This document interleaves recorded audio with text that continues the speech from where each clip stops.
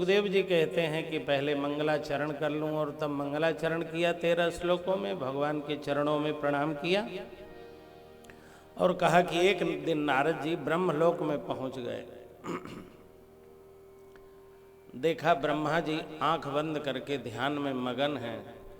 ब्रह्मा जी ने प्रणाम किया और कहा, नारद जी ने ब्रह्मा जी को प्रणाम किया और कहा, पिताजी हम तो आपको ही भगवान समझते थे, लेकिन आप आंख बंद करके बैठे हैं, इसका मतलब आपके अतिरिक्त भी कोई भगवान है क्या? आप किसका ध्यान लगाए हुए हैं? तो ब्रह्मा जी कहते हैं, यन्माया दुर्जया मां ब्रुवन्ति जगद्गुरुम।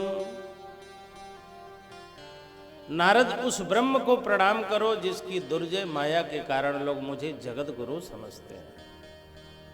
लेकिन जगत गुरु भगवान तो केवल भगवान ही हैं, लेकिन उनकी कृपा देखो, बहुत लोग हमको भी भगवान समझते हैं। नारद जी ने कहा कि उस ब्रह्म का ज्ञान कैसे हुआ आपको?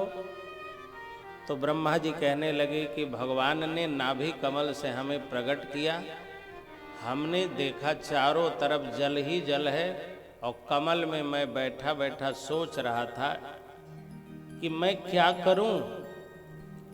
एकाकी कमले तिष्ठन किम करोमि इति चिंतयन, मैं कमल में बैठे बैठे क्या करूं, मुझे क्यों उत्पन्न किया गया है। तब आकाशवाणी हुई, तपस्या करो। ब्रह्मा जी बहुत दिनों तक तपस्या करते रहे। भगवान प्रसन्न होकर प्रकट हो गए, हाथ पकड़ा और कहा कि तुम्हें सृष्टि के लिए बनाया गया है, निर्मित किया गया है, तुम सृष्टि करो। ब्रह्मा जी ने कहा, सृष्टि शब्द कहने में सरल है लेकिन करने में कठिन है। कौन गरीब होगा, कौन धनवान होगा, कौन मूर्ख होगा, कौन विद्वान होगा, किसको कितना मिलना है, इसका मूल्यांकन और निर्धारण कैसे होगा? ये तो कर्म प्रारब्ध नियति से निर्धारित होगा। तो किसका क्या कितना कितनी किसकी कमाई है, किसको क्या मिलना है, ये मैं कैसे जान पाऊंगा जो सृष्टि कर पाऊंगा? सृष्टि रहस्यात्मिका है। सृष्टि में विविधता होनी चाहिए, अनेकता होनी चाहिए, और विविधता और अनेकता के लिए सबके प्रारब्ध को और सबके कर्मों की जानकारी होनी चाहिए। तो ब्रह्मा जी ने कहा, मैं कैसे जान पाऊंगा लोगों के भाग्य और प्रारब्ध को? जब तक प्रारब्ध नहीं जानूंगा तब तक लोगों का निर्माण कैसे करूंगा? भगवान ने कहा, मैं तुमको भागवत सुनाता हूँ, और तब भगवान ने भागवत का निर्माण किया। और भगवान ने सबसे पहले 4 श्लोकों की भागवत ब्रह्मा जी को सुनाई। अहमेवा समेवाग्रे नान्य दद सद सद परम पश्चादहम यदे तच्च जो वशिष्येत सोऽस्म्यहम् ऋते अर्थम यत् प्रतीयेत न प्रतीयेत चात्मनि आत्मविद्या आत्मनो मायां यथा भासो यथा तमः। 4 श्लोक, चतुश्लोकी।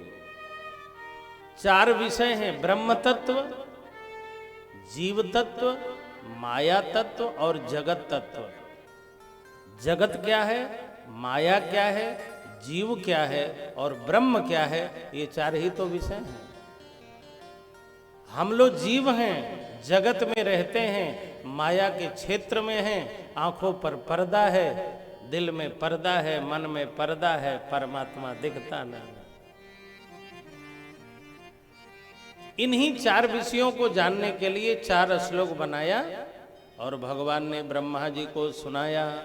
और जैसे ब्रह्मा जी को भागवत का श्रवण हुआ, वो सृष्टि बनाने लगे, अद्भुत सृष्टि। अच्छा, ब्रह्मा जी ने जो सृष्टि बनाई है, कितनी अद्भुत सृष्टि है।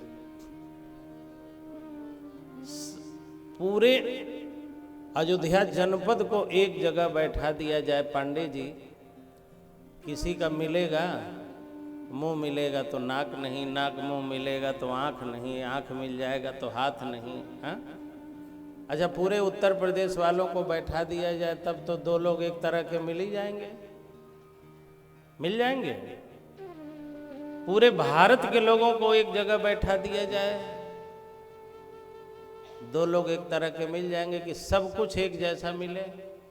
पूरे विश्व के लोगों को बैठा दिया जाए, पूरे ब्रह्मांड को बैठा दिया जाए, तब भी एक जैसे लोग नहीं मिलेंगे। हमारी छोटी छोटी अंगुलियों में छोटी छोटी रेखाओं के माध्यम से ब्रह्मा जी ने ऐसी कलाकारी की है कि सारे दुनिया के लोगों की रेखाएं अलग अलग हैं। यदि अलग अलग न होती तो आधार कार्ड जो बन रहा है, बाप बेटे का निकाल लेता, बेटे बाप का निकाल लेता कि नहीं निकाल लेता, लेकिन किसी से किसी का मिल रहा है। छोटी छोटी अंगुलियों में छोटी छोटी रेखाओं में ऐसी कलाकारी कि दुनिया के सारे लोगों को मिला लीजिए, किसी से किसी का मिलेगा ही नहीं। ब्रह्मा जी का ये गुण ज्ञान कैसे हुआ? भागवत श्रवण करने से। सुखदेव जी कहते हैं कि इसी भागवत के 10 लक्षण हैं। अत्र सर्गो विसर्गस्य स्थानम पोषणमूतयः मन्वन्तरे सानुकथा निरोधो मुक्तिराश्रयः। पुराण के 5 लक्षण हैं होते हैं और महापुराण के 10 लक्षण होते हैं। भागवत महापुराण है, इसके 10 लक्षण हैं। सर्ग, विसर्ग, मनवंतर, ईशानुकथा, निरोध, मुक्ति और आश्रय। आश्रय तत्व ही भगवत तत्व है। आश्रय तत्व की व्याख्या करने के लिए शेष 9 लक्षणों का पूरा वर्णन किया गया। परीक्षित जी ने कहा, महाराज विस्तार पूर्वक हम सृष्टि के विषय में जानना चाहते हैं। तो सुखदेव जी कहते हैं कि तुमने सृष्टि के विषय में पूछा। एक बार महात्मा विदुर जी ने भी मैत्रेय जी से इसी प्रकार का प्रश्न किया था। तो परीक्षित जी ने कहा, गुरुदेव हमें तो श्राप लगा है कि 7वें दिन मर जाओगे। विदुर जी को क्या हुआ था कि वो भी कथा सुनने चले गए और महात्माओं से प्रश्न करने लगे। तो सुखदेव जी तृतीय स्कंद आरंभ करते हैं, जिसमें 33 अध्याय हैं और भागवत के प्रथम लक्षण सर्ग का वर्णन है। सर्ग का अर्थ है परमात्मा के द्वारा की गई सृष्टि। विसर्ग मतलब ब्रह्मा जी के द्वारा की गई सृष्टि। भगवान इस दुनिया के सबसे बड़े इंजीनियर हैं। उन्होंने जो नक्शा बनाया उसको सर्ग कहते हैं और कारीगर ब्रह्मा जी हैं। उन्होंने जो मकान बनाया, शरीर बनाया, उसको विसर्ग कहते हैं। भगवान की सृष्टि ब्रह्मा जी हैं और ब्रह्मा की सृष्टि मनु शत्रुपा हैं और हम सब मनुष्य हैं, तो हम लोग मनु की सृष्टि हैं।